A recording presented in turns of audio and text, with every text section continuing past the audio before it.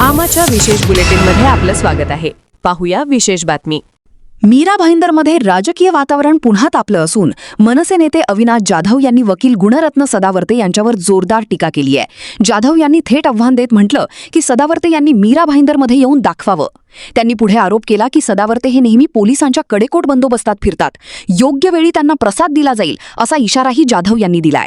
या वक्तव्यामुळे परिसरात तणाव निर्माण झाला असून मनसे आणि सदावर्ते समर्थकांमध्ये वाद वाढण्याची शक्यता व्यक्त केली जात आहे.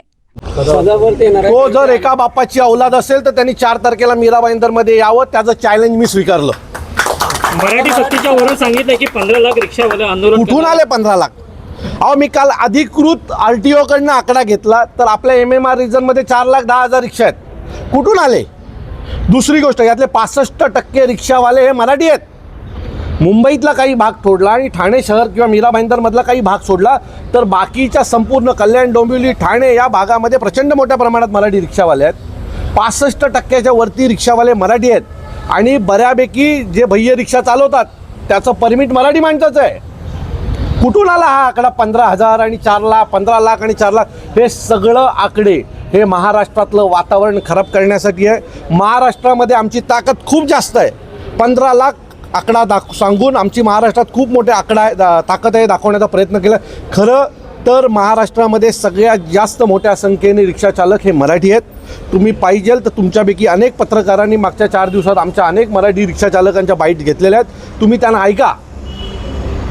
आणि दुसरी गोष्ट, अशीच काही वेळ आली तर आम्ही आमच्या गाड्या काढू, लोकांना घरपर्यंत पोचू. महाराष्ट्रातल्या कुठल्याही माणसाला त्रास होईल असं 4 तारखेला घडणार नाही, हे खात्रीने सांगतो. पण त्याच्यानंतर जर रिक्षा रस्त्यावर उतरवल्यात तर त्या रिक्षा UPलाच पाठवू तुमच्यासोबत.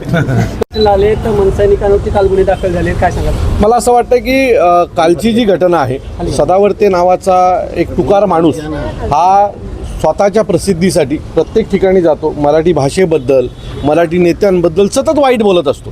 कालही मीरा भाईंदरमध्ये येऊन त्याने तशाच प्रकारचं वक्तव्य करण्याचा प्रयत्न केला आणि तो जो प्रयत्न आहे तो आमच्या महाराष्ट्र सैनिकांनी काल हाडून पाडला. आमचं सचिन असेल, हेमंत असेल, आमची सगळीच टीम कालही त्याच्या अंगावर गेली.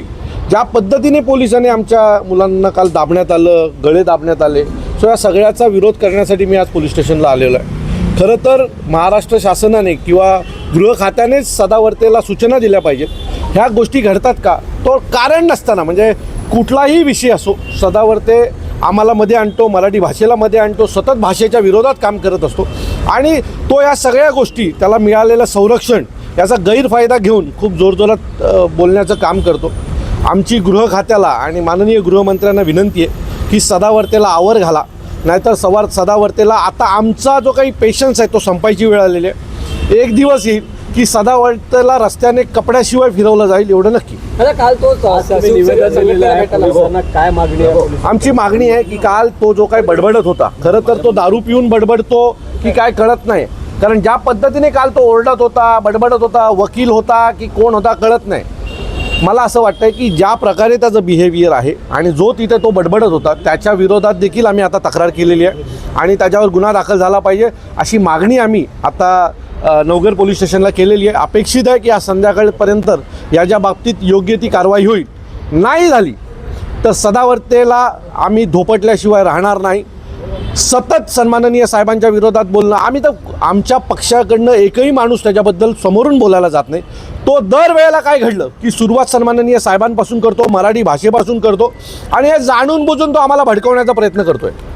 मग जसा मराठी आंदोलकांनी त्याला घरात घुसून मारलं होतं तसं आम्ही मारायची वाट सरकार बघते का?